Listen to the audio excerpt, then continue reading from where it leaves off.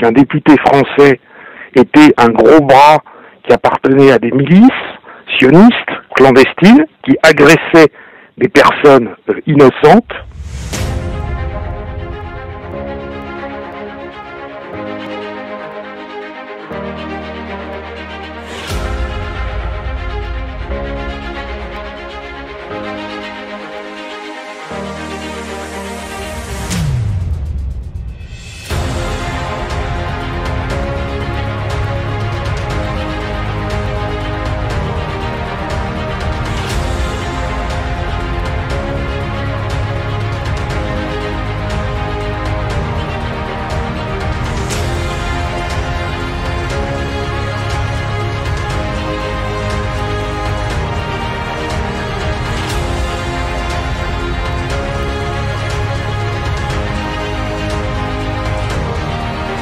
Donc à l'intérieur, il y a un chapitre qui est consacré à l'attaque de la fête en commémoration de Jeanne d'Arc du 8 mai 1988, où il y a un groupe de Bétarines, c'est-à-dire des militants du Bétard, qui sont cachés sous l'étiquette d'organisation juive de combat, puisque le Bétard est une association déclarée.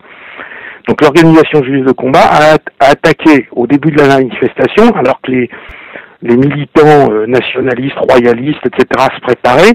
Donc ils ont attaqué à coups de manche de pioche, de poing américain, etc. Il y a eu 8 personnes qui ont été gravement blessées, dont une très gravement blessée. Alors il donc figure à l'intérieur de ce livre un certain nombre de documents, c'est-à-dire notamment le rapport d'arrestation d'un certain nombre des personnes qui avaient été interpellées par la police au moment de cette attaque, et il figure, comme vous le voyez sur l'écran, puisqu'on vous reproduisait le PV de police, le rapport de police qui figure à l'intérieur, il y a un monsieur, Meir Habib, né le 28 avril 1961 à Paris 12e, fils de Roger Habib et de Iliane Choua, ingénieur. Meir Habib est aujourd'hui le député UDI de la 8e circonscription des Français de l'étranger qui englobe Israël.